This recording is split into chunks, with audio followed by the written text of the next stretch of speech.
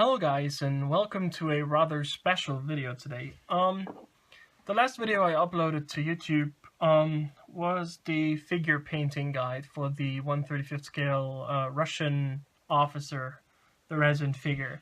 And while I was doing that, and especially over the last couple of months, I realized that especially for new modelers and young modelers, it quite often is a challenge to decide what kind of product to use or what kind of kit maker to buy in certain situations. And seeing that I just did the video on a resin figure, I decided that it might be interesting, especially for young and unexperienced modelers, to know about the pros and cons of certain kind of figures. Because let's face it, when you're a unexperienced modeler and you plan your first diorama and you want to incorporate figures, you are of course in a position where you might have a tough time deciding which brand of kit maker to go for and what kind of material your figures should be made out of. So I will now tell you guys the pros and cons, at least what I think are the pros and cons of certain kit manufacturers, and not only manufacturers but different material the kits come in. Well, let's start out with the ever-present and well-known Tamiya figures. Tamiya has been around for quite some time, and so have their models. This is a figure kit from the, I think, 80s or 90s. Actually, it doesn't tell me on the box, but that's not the important thing here. The Tamiya figures are basic. It's from 1984, so the Tamiya figures always come in plastic bags, and the problem with Tamiya is that the figures come in fixed poses. The legs are already glued on, the head is glued on. You do not have much leeway in how you want to pose your figures. For beginners though, especially because the Tamiya figures aren't as expensive as others, they can be okay. The problem, they are out of scale and the detail is very flat. This actually is a quite nice set, although it's rather old, I have to say, but there are some good Tamiya figure sets, there are some bad Tamiya figure sets. If you are a beginner and you're just looking for a cheap figure kit to start out with, the Tamiya figures are a good way to start. Next level up would be Masterbox. Masterbox is a, I think, Czech company, or Russian company, or Ukrainian company. I think it's, yeah, it's Ukrainian company, and they offer a large variety of especially German and Soviet figure sets. This is a Soviet tank crew figure set, and as you can see, the main difference between the Tamiya and the Masterbox is the options that you have, because both the legs and the arms are not molded onto the torso or the head. So you can interchange heads, you can modify the arms and the legs, at least to a certain extent, of course, depending on your skills with resculpting certain areas of the figure. And although the Masterbox figures look much nicer, they're not much more expensive than the Tamiya figures. Actually, they might just be cheaper. So, if your skills are, well, intermediate level, I'd say always go for Masterbox instead of Tamiya. They're really nice, and I love them. I have to say, I love Masterbox figures. If there's a good figure set from Masterbox, I tend to get it instead of Tamiya, and most recently I would have preferred them to Resin, but we will come to the Resin brands in just a bit.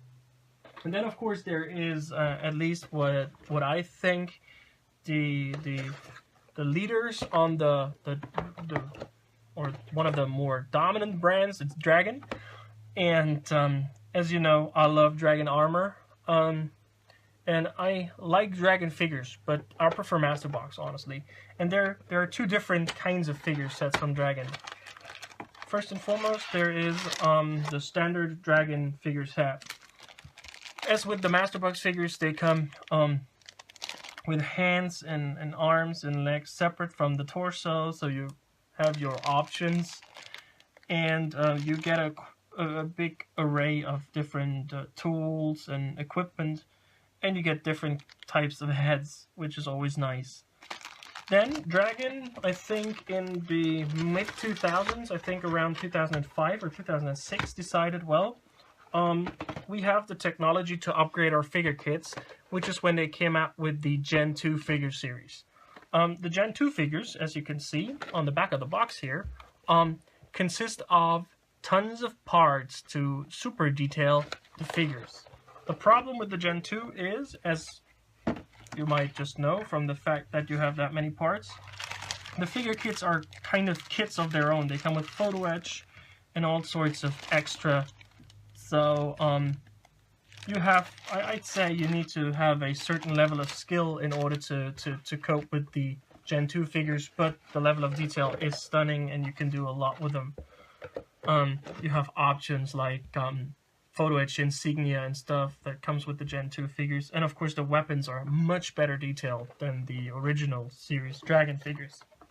So this was just a quick overview about the plastic model kits when it comes to figures. Of course there are other brands like Mini Art, TriStar, Academy, but they are all comparable of sorts to the ones I just presented. The Academy and the TriStar are comparable to the Tamiya, and the Mini Art is, in my opinion, a rather worse thing than the Masterbox, but they are similar.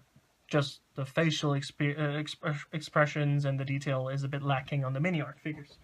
Well, if you want to upgrade your figures and if you want to take a step further, we are in the realm of resin figures, and the same with the resin as with the plastic figures. There are different companies out there making resin figures, so there's different level of quality. For starters, there are companies like CMK and similar brands. Those are smaller companies, mostly from the eastern part of Europe, that produce resin figures. And as you can see with resin figures, they are cast, of course, in resin, and they always have like a bigger block that they are attached to that you have to cut off. When you work with resin, it's always helpful, or not just helpful, but recommended to be using a mask in order to protect yourself, because resin dust is very harmful and can cause cancer. Of course, with resin, you might need a saw, and not only a saw, but your hobby knife. And in comparison to the normal plastic figures, you need super glue to glue them together. That's just one of the reasons why resin figures, of course, require a higher level of work than the plastic figures, because with resin figures there can be imperfections in the cast of the resin. There might be air bubbles, or as I said, you have to cut off the locating block. Those figures are normally available for about 10 euros for a set of 2. The plastic figures are about 10 to 15 euros for sets of 4 up to 8, depending on which brand you look for. The Masterbox figures are normally 5 to 8 figures, and all about 10 to 15.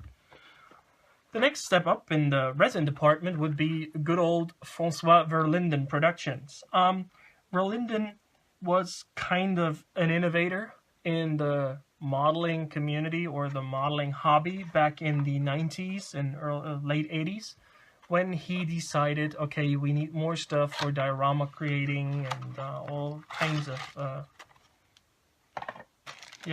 similar things, and he came out with the first resin and plaster accessories for model builders. And so he was the first, or he founded the first larger company that produced resin figures in a larger quantity. Normally they are like small series productions. And the Verlinden figures always come in plastic bags. And you can see when you compare the Verlinden figures to the CMK figures I showed you earlier that the locator block is much smaller, so you have much less work to do to clean them up. But with Verlinden, there's often a certain amount of cleanup necessary for them to look good. But once you clean them up and you put them together, they have a very high level of detail, which is what sets them apart from the plastic kits. The resin figures normally have a better level of detail. And then, as with the plastic kits, of course, in resin we have a top of the letter brand as well, which would, in my opinion, be Alpine. Alpine figures are normally 15 euros for one figure. They are very, very pricey. But what you get is out of this world. The figure I painted in my tutorial was an Alpine figure. With Alpine, when you buy the one figure packages, there are two figure packages as well. They are about 25 euros. With Alpine, you get two hats, so you have the choice between two variant hats, and you get just the basic figure. You don't get extra or anything, just the second head is for your spare spin. But the level of detail on the Alpine figure is absolutely stunning. Once I'm done with showing you guys all the different brands and the pros and cons, we will take a closer look at the difference between the cast of a resin figure and the mold of a plastic figure in a more close-up. But I can show you the resin figure right here. If it would focus, I would be very happy. Does not, does it? Yeah, never mind, we will do this in a close-up in a second. So Alpine is kind of the pinnacle of resin figures. Of course, there are other companies like Stalingrad or Nimrod, I think. They make very good resin figures as well. I just think Alpine is the non-plus ultra when it comes to resin figures at the moment. So let's just move the camera to a more close-up position and we will take a closer look at the difference between mold and cast resin to plastic figure. Okay guys, as promised, we are now taking a closer look at the difference between mold and cast of resin and plastic figures, and let's start out with looking at the Dragon plastic figures, the Gen 1, not the Gen 2 series. And as you can see, the molds are really, really nice. You get a ton of detail on the torsos of the figures, and you can see here on the face, it has really nice expressions, which is one of the advantages of Dragon figures. They have really nice faces compared to, for example, Tamiya, where the faces often have funky looking facial expressions and very interesting looking head sizes and arm sizes. Some refer to Tamiya figures as cyborgs or zombies because they look a bit misdimensioned. As I said, you can see the nice fabric detail here on the shirt of that soldier. So this can't be fault on the quality and on the detail. But when we take a look at the Alpine figure now, for comparison's sake,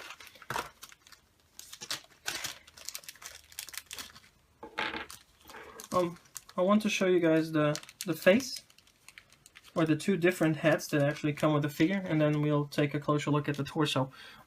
So let's start out with this head. I want you guys to focus especially on the facial features here and on the hair. This looks really, really nice. Really astonishing detail here. Look at the hair. That sets those apart from the dragon heads. Although the dragon heads aren't bad either. And then we have this other head. Take a look at the detail on the head here. We have the emblems and everything, and again, the hair. That thing looks out of this world to me. I hope you can see that too. And then let's take a look at the torso here, or the body. You know, look at the belt buckle. This is really stunning. The figure I chose does not have that much surface detail because it doesn't have all that much equipment on, but look at the shoulder flap, everything. Really, the ranks on the shoulder and everything, really nice. The book he's holding, or not a book? Yeah, it is a book. Look, you can actually see the individual pages there. So yeah, I guess you could see why resin figures have their merit as being a bit better detailed than plastic. But as I said, the dragon figures are stunning in quality as well, and I don't think you go wrong with buying these, but I don't think you go wrong with buying Masterbox either, because let's face it, resin figures can be pricey. So let's take you back to the normal camera and we will have a final verdict, or yeah, a summary of what we just talked about. Alright, let's summarize what we just said, and let's come to a conclusion. First of all, as you can see, there's quite a lot of different brands, different material, different quality of figures out there. So there's, I think, something for everybody. If you're really looking for beginner figures, you just want to put in your diorama to accompany a tank, and you're not sure that you really want to pay a premium for them, I think the Tamiya or the Masterbox figures are what you want to go for. A mini art. Those figures are easy to build and offer you especially with the Masterbox, a very good level of detail. Not a high-end level of detail, but a very good starter level of detail. If you want to take it up a notch and you don't want to work with resin because of the dangers that are accompanied with resin, with health and stuff, I think you can't go wrong with buying dragon figures. They are more expensive than the Masterbox and Tamiya figures, but as I showed you guys when we took a close-up on especially those figures here, those are the newer ones, the level of detail on them is really good. You can't go wrong with the level of detail on those. If you really want to take your modeling to a very high level though, I highly recommend you guys going for resin. As I showed you on the faces, especially with this officer here, the level of detail that you can achieve with resin is out of this world. You have to be careful though not to overpay for it, because it is expensive. I have to say, resin figures, especially the Alpine ones, are expensive. But there are cheaper ones. The Verlinden ones you can get for 10 to 15 euro for pack of 2 on eBay, and the CMK are even cheaper. You just want to be careful, especially with the smaller brands. There might be casting errors, air bubbles, and stuff like that you would have to take care of. So, summarizing, I'd say there's merit for both. Beginners, go with the plastic. Don't try to take a step too big for you. You have to decide what you can do, what you want to do, and what the figures are supposed to do on your diorama. If you really want to highlight something, go for a resin figure or a high-end plastic figure. So I hope this video is helpful for the beginners out there that are not sure where to go with their figures, and maybe I was able to convince maybe the anti-resin fraction out there that maybe resin is good and has merits. And I hope that I could show you guys a bit of the variation out there on the market. And I guess I'll see you guys around in my next video. This is How I'm Modeling. You guys take care. The force is always with you. Bye, guys.